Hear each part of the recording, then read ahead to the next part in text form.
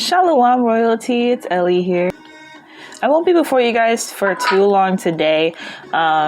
This is a little bit of a shorter video and it's going to be a little later than I usually do. What I typically do is make a video in the afternoon or morning time, and then it's available for you guys to watch either in the early afternoon or like midday time, but this one is going to be coming in the evening. I have some errands to run today, and so yeah. My son got to talk to his grandparents today on his dad's side, and so it was like really cool to touch bases with them, and for him to be able to talk to his grandparents and stuff. And so yeah, and I also went grocery shopping, so it was a lot of stuff that went on today. And so what I wanted to talk to you guys about though was one of the topics is about this Lil Nas X situation, because it's not even him now. So I don't know if y'all heard about it, but SNL did a little skit.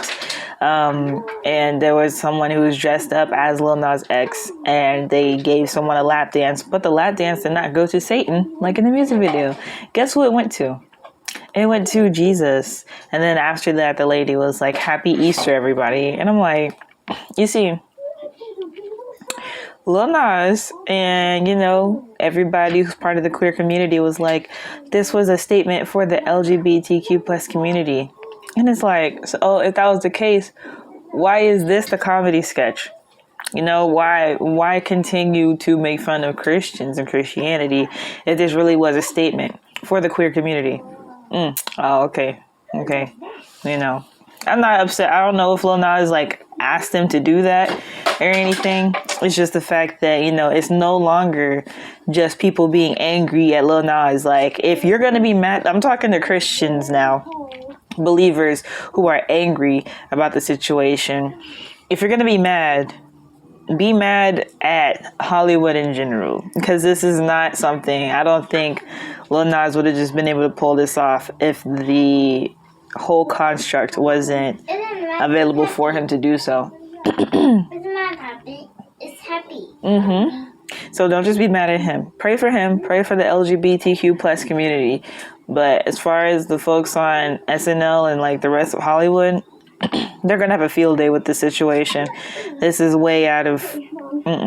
It's not what it was at first. I don't know how else to say that, but it's gonna be more extreme now.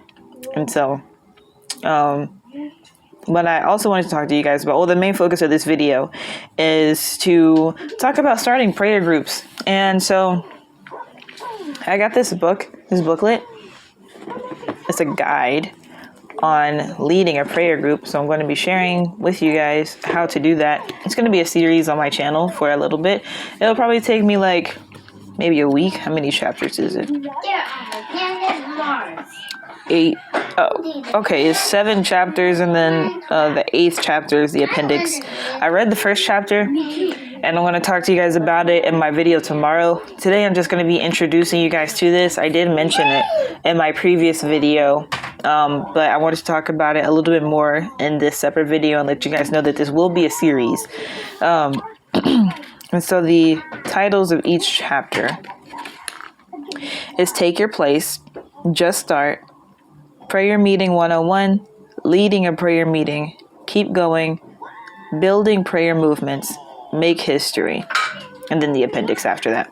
But this is made for college campuses, but if you're not in college like me, you don't have to think of it just as being on a college campus. You could think about it as being, a community group, something you start at your own church if you still do go to church, something you and your family do, whether you have, parents, siblings, cousins, anybody. It doesn't just have to be people your age, even though this does encourage for the youth to do it.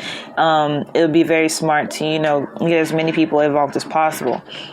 A sports team, a club of some sort, a book club, or, any type of activities that you do. Even your business, if you have a cool business culture where you're all kingdom minded and your employees or your partners or your employer wouldn't mind doing something like this, I think that would be very cool.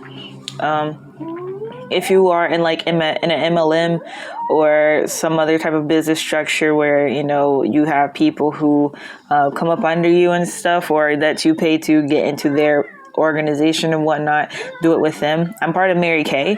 And so Mary Kay Ash herself was very much adamant about her faith in God. Her motto was God first, family second, career third.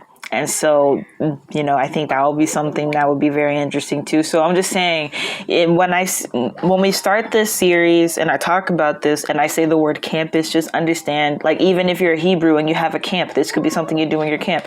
It's not just something that is done on a college or university campus only. This is something that you can do with your small group, whatever type of small group you have, whatever type of individuals that may consist of. Okay.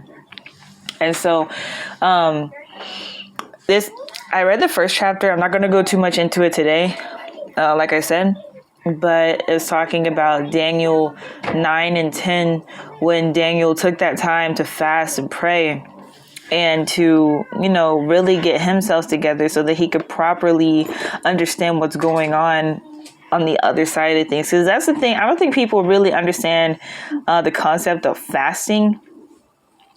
When you didn't, well, we didn't get Play-Doh. I'll get you some next time, okay? When you talk about fasting, you're denying your flesh of something. And so every time you deny your flesh of something, you're acknowledging God in that situation. So right now I'm on a vegan fast and I just got off of a coffee fast. So I didn't think about coffee too much, but if I would remember, oh, I'm fasting. And then either I would go into prayer after that, or I would just thank God for the privilege of being able to drink coffee. Now being vegan is like, whenever I have a restriction or someone in my family is trying to offer me something and I can't eat it, it'll just make me realize, like, wow, this is how different my life would be if this was my 100% lifestyle. This is a fast, so I'm not 100% vegan. I'm not saying you need to become vegan to be spiritual. I'm not saying that.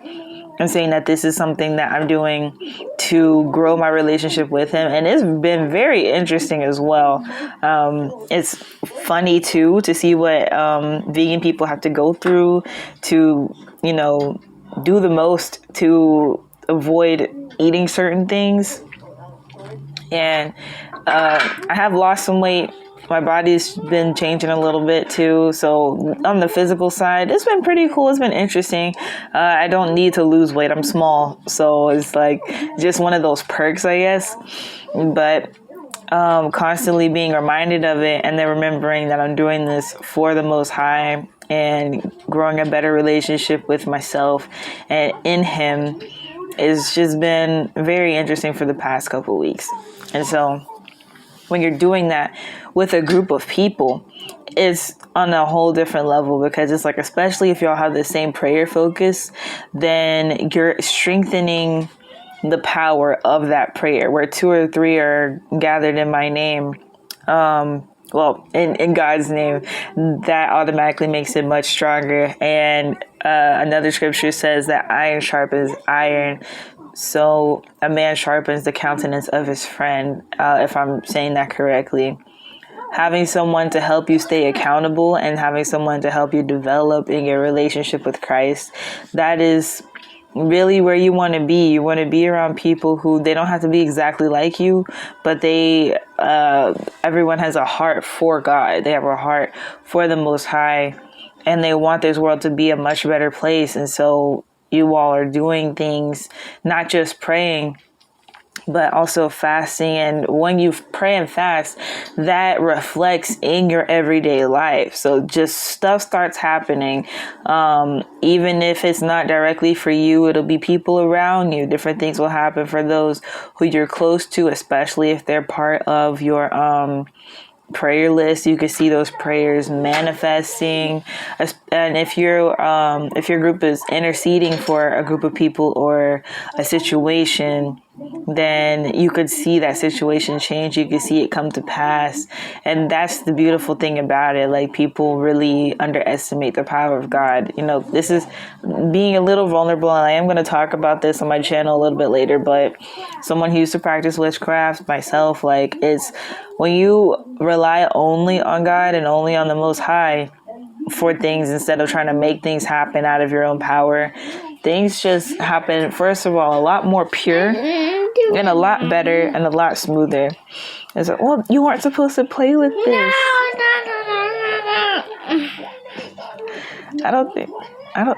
Okay, I'll help you with that in a second, okay? But yeah, I'm gonna go ahead and go, you guys.